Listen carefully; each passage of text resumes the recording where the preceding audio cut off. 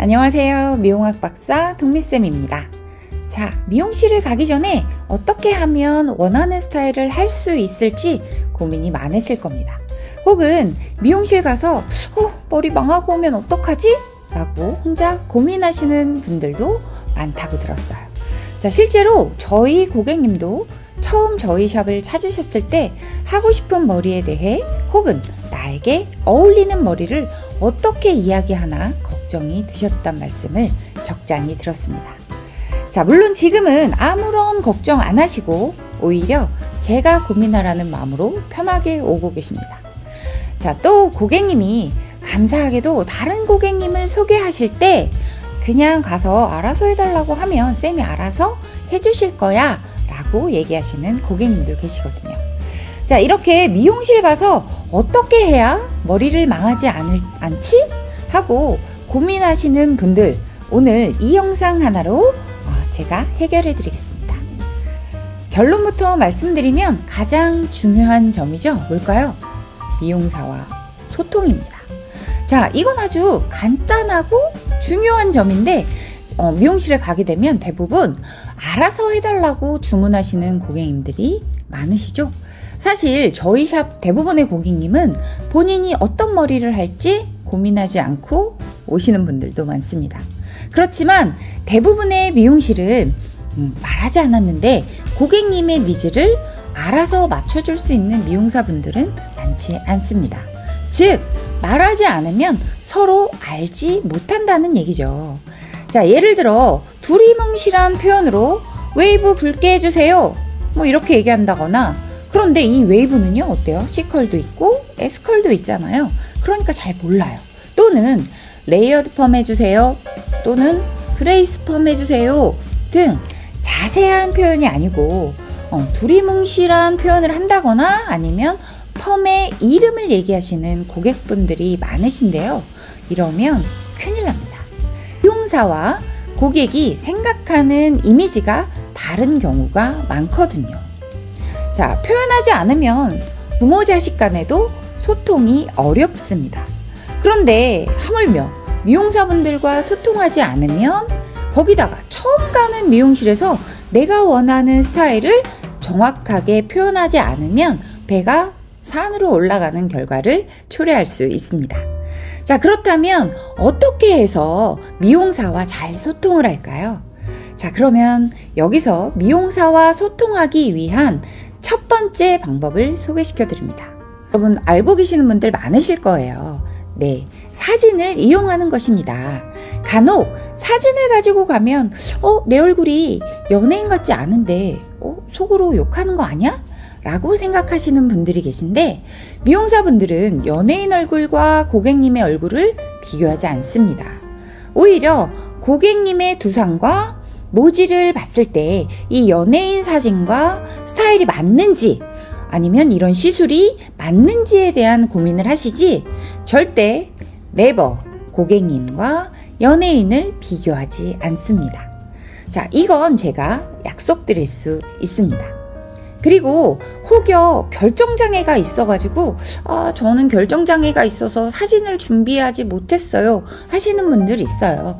그런 분들은요, 미용사 분들한테 제가 웨이브를 하고 싶은데 내지는 이렇게 요새 유행하는 스트레이트 머리를 하고 싶은데, 생머리를 하고 싶은데 제 얼굴에 어울리는 스타일의 사진을 좀 볼 수 있을까요? 내지는 저는 머리 기장을 계속 기르고 싶어요. 그런데 여기가 너무 이렇게 달라붙으니까 저한테 맞는 레이어드 컷 사진을 좀 볼 수 있을까요? 라고 주문해 보세요. 여러분 곁에 계시는 미용사분들은 본인들의 경험과 쌓인 데이터를 기반으로 해서 여러분께 어울리는 다양한 스타일을 소개시켜 주실 겁니다. 가장 확실한 방법인데 이런 방법을 꺼리시는 분들이 굉장히 많으시더라고요. 저도 처음 오시는 고객님께 원하시는 이미지를 찾아오셨나요? 라고 물어보면 굉장히 부끄러워하세요. 이렇게. 그래서 사진을 보여주기는 하는데 엄청 부끄러워하시는 분들 계세요. 그렇지만 그러실 필요 전혀 없습니다. 소통하기 위한 두 번째 중요 포인트입니다. 자, 사진을 보여줬어요. 미용사분들께. 사실은 저는요, 어디가 손질이 잘 안 돼요. 아니면 저는 얼굴 중에 어딜 좀 가리고 싶어요. 라는 본인의 컴플렉스, 그리고 손질할 때 어려웠던 부분을 이야기해 보세요. 예를 들어서 앞머리 이 시스루하고 이 볼륨을 살리고 싶은데 손질이 잘 안 돼요. 그리고 손질할 때 이 옆부분이랑 연결이 잘 안 되더라고요. 혹은 저 있잖아요. 사실 여기 이마가 되게 넓은데 이 부분을 가리고 싶어요. 또는 저는 이렇게 아래턱이 나와 있어요. 내지는 광대가 살아있는 얼굴인 것 같아요. 그런데 이런 부분을 커버하고 싶은데 어떻게 해야 될까요? 라고 평상시 컴플렉스라고 여겼던 부분이나 손질할 때 잘 안 됐던 그런 부분을 얘기한다면 그 부분을 커버하거나 손질하기 쉽게 더욱 신경 써서 시술해 주실 거예요. 이거 내가 너무 까다로운 거 아닌가? 주문이 너무 많았나? 하시는 분들이 있으신데 걱정하지 마세요. 왜냐하면 디자이너 분들은요, 고객님의 원하는 니즈에 맞게 시술을 조금 더 그런 시술을 캐치하기 쉽기 때문에 아마 더 좋아하실 겁니다. 실질적으로 내가 생각했던 부분이 오히려 나랑 맞지 않아서 하지 않아야 되는 부분일 수도 있고요. 그리고 그 부분을 조금 살리면 더 예쁜 부분일 수도 있거든요. 그래서 주저하지 마시고 평상시 고민을 털어놔 보세요. 자, 사실 이것도 엄청 중요해요. 가장 중요한 마지막 3번째 소통 방법입니다. 자, 내가 했던 시술, 그러니까 제가 했던, 고객님들이 했던 시술은 언제 마지막으로 무엇을 했는지, 펌이나 아니면 염색의 주기는 어떻게 되는지 미용사 분들께 이야기해 주세요. 간혹 다른 샵에서 머리가 망해서 오신 분들을 보면 펌의 주기가 어느 정도 되는지, 그리고 이전 시술이 무엇이었는지 미용사분들과 소통이 잘 안 돼서 머리를 하고 났는데 머리가 오히려 데미지 때문에 부풀어서 오시거나 아니면 이렇게 녹아서 오시는 분들이 있습니다. 그런 분들 이제 복구 펌이라고 하는 조금 경화시키는 펌들을 해드리는데요. 이런 분들이 의외로 많으시더라고요. 미용실 가서 망하지 않는 중요한 포인트 중 한 가지는 지난 시술이 어떤 것이었는지 시술 이력을 헤어 디자이너에게 말씀해 주시는 방법입니다. 자, 손상도가 심해서 지난번에 복구했어요. 내지는 저 이렇게 냄새나는 클리닉 했어요. 또는 어떤 시술인지 잘 모르니까 이렇게 당기는 클리닉을 했어요. 이렇게 구체적이지는 않아도요. 보통 펌은 얼마나 됐는지, 그리고 여러 가지 염색은 얼마나 됐는지 등을 말씀해 주시면 미용사분들이 모발 진단하는데 도움이 돼요. 그렇기 때문에 더 이쁜 디자인으로 시술을 해주실 거예요. 자, 우리가 일반적으로 뿌리 매직이나 열펌은 짧으면 한 3에서 4개월, 그리고 길면 6개월에서 한 1년 정도의 시술 주기가 있습니다. 너무 시술을 자주 하게 되면 모발의 데미지가 심해져요. 데미지가 더 심해지면 더 이상 예쁜 머리 스타일을 유지하기 힘들어요. 그렇기 때문에 내 시술이 언제가 마지막이었는지 좀 어떤 걸 했었던 거예요 라고, 그리고 염색은 주로 샵에서 진행하시는지 아니면 집에서 셀프로 진행하시는지도 꼭 얘기해 주세요.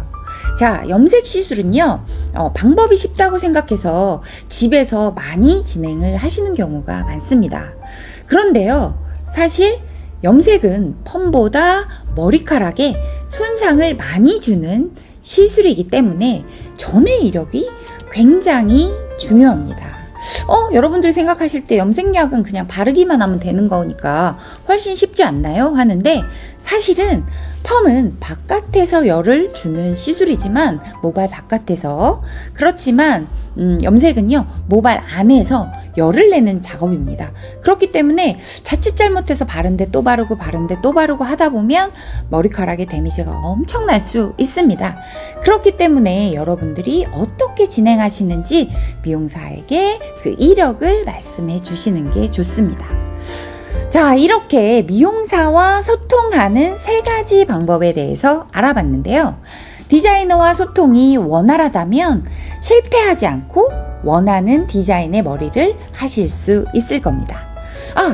참, 시술 후에 꼭 손질하는 방법과 제품을 활용해서 손질하는 방법 등 그런 것들을 좀 물어보시고 그 방법을 숙지하신다면 집에서도 원하시는 머리를 계속 유지하실 수 있을 겁니다. 제가 미용을 30년 하면서 고객과의 소통이 가장 중요한 키포인트라는 걸 몸소 깨달았습니다. 고객이 아닌 시간을 함께 할 수 있는 좋은 친구를 만들어준 방법도 이 소통이었던 것 같아요. 우리 시청자님들도 디자이너와의 소통으로 예쁜 머리, 그리고 나의 담당 디자이너와 든든한 내 인생의 미적 조력자로 그런 지원자 같은 사이 만들어 보시길 바랄게요. 자, 영상이 도움이 되셨다면 좋아요와 구독, 그리고 알람 설정까지 부탁드릴게요. 다음에 또 만나요. 안녕.